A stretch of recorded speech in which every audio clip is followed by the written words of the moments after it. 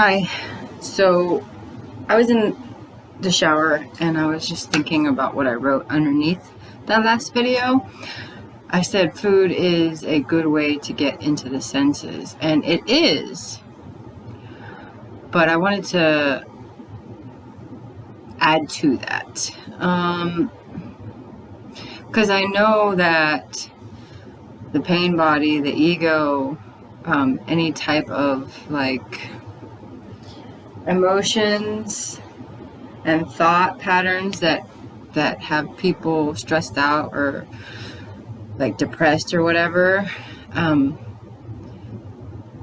their mind is actually controlling the eating on some level. So done consciously, well, in presence, you can really utilize anything to get into your senses. Getting into your senses can actually also bring about presence.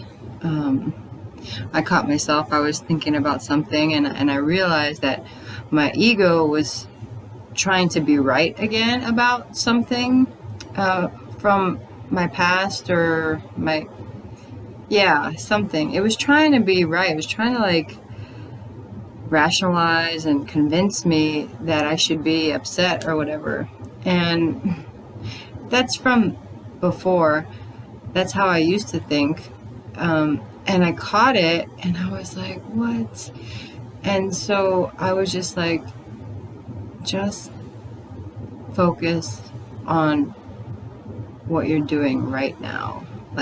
Feel the water, the temperature, and the trickling, and the sound, and this soap, the suds. It just got back into what I was doing. So, but because I thought about what I said, the food thing, being present and focused on what you're doing and just really using your senses to enjoy it. And when you do that consciously and with presence, you'll know when you're satisfied. And you'll enjoy it more, probably. I know when I'm just eating and not watching something while I'm eating, I do enjoy it. And if I don't enjoy it, I sometimes I just get it over with. It depends on how hungry I am and what I think I need in my body. So, but it happens. Sometimes I lose it, the presence. But I think that's just the way the conditioning works. You have to keep going to break the conditioning. Because like I said, there's grooves. There's grooves that the synapses, there's two synapses, and then a thought goes from one to another, and one to another, and one to another. The same thought over and over. It gets a deep groove. And so you have to move your thoughts and create a new groove. And eventually the old groove will start to heal and you'll have more access to more of your brain. And instead of it being full of Grand Canyon type stuff, you'll be more pliable, like a child, more resilient to things. I was reading the book too. It says, I don't mind what happens. He was talking about some philosopher and his secret. I don't mind what happens. And I got it. I understood what that meant. And then he explained it again, and then I guess the reason I had my ego came back is because of 3 words that I read in the book about this Zen master. And it was, "Is that so?" And that reminded me of something that had happened before with a friend of mine. And then I was just like, oh. And then, my ego started doing stuff. And I was like, no, just okay. Like, that's what happened. And it doesn't really matter. As long as I remember my lesson and I just start being present more often, then like it really doesn't matter. Like, I don't mind what happens. I don't mind what doesn't happen. That's how I've been for the last, I don't know, like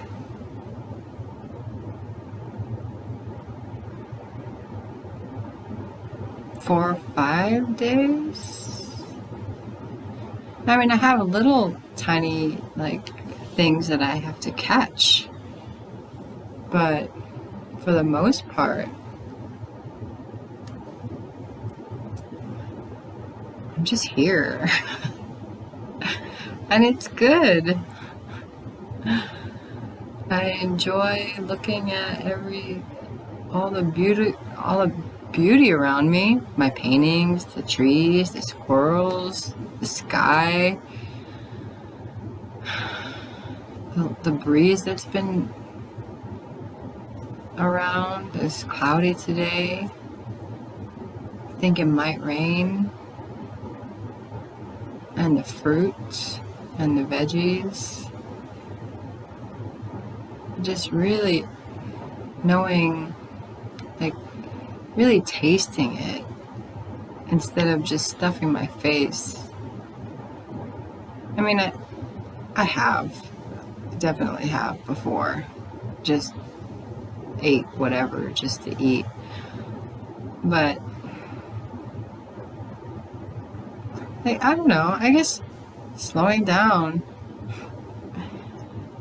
I mean, that dog bite had me slowing down a lot. And yeah, I am grateful for all my teachers and all the books that are out there. I guess that's why I'm doing this too, is because I remember like how bad I was, how miserable I was. But it all started with a prayer. Me really crying out to God because I was tired. And then He guided me to this place and that place, and to this person and that person. And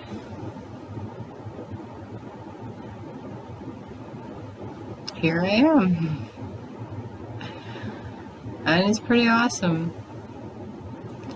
So, and like I said, I've been praying still. Like, I'm never gonna stop talking to God. And when I'm really, really silent and talking to Him, I hear Him. Not like audible, but it is. It's like a whisper. It's a feeling and a whisper, and sometimes I hear Him giggle and I love it. I hear Him laughing, and it brings me so much joy. So, and it's good. Now, like, there's some things that I can laugh at myself about that I didn't used to be able to. I'm so serious about everything. And I still am, but it's not as bad. it's a different kind of serious. So,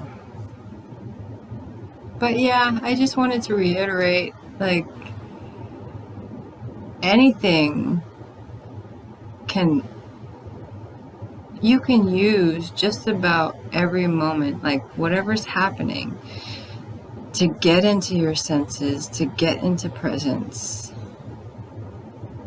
A walk, just like really feeling your feet touch the ground, and then feeling your knees bending, and feeling the breeze, and smelling the flowers, and listening to the birds, just, and the shower, and the dishes. Just really focus, and like you can get there. I know it's simple. It's really simple.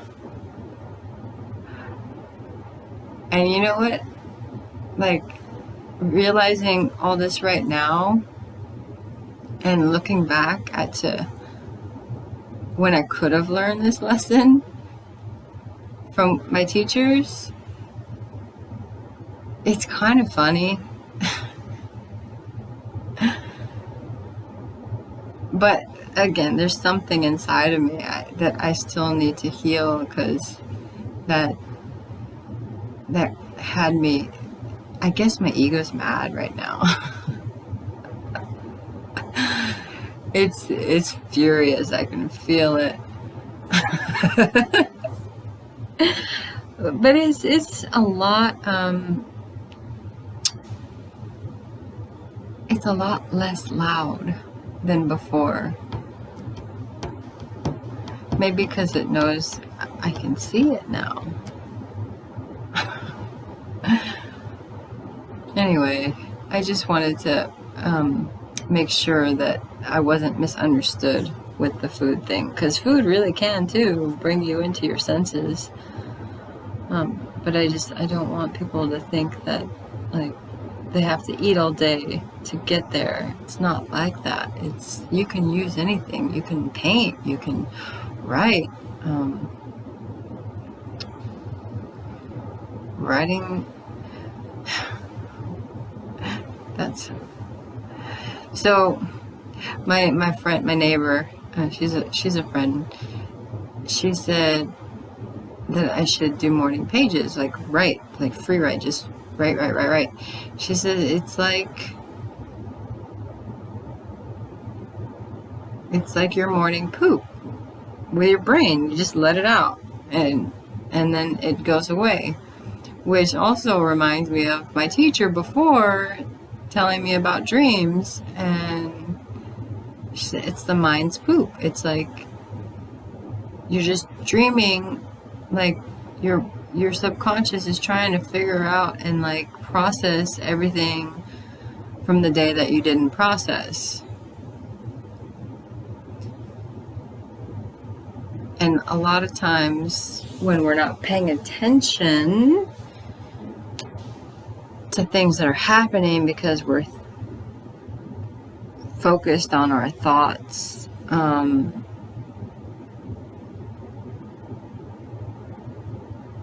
that's when it needs to process more. I just realized something just now.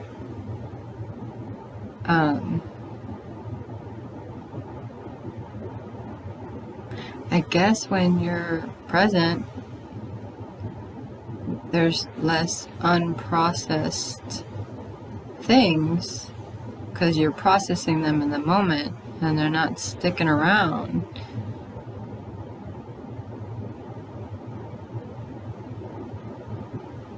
But there are different kinds of dreams too. God does send us dreams too. And I'm still working on some interesting theories that I've come across. But for now, just happy that I'm happy.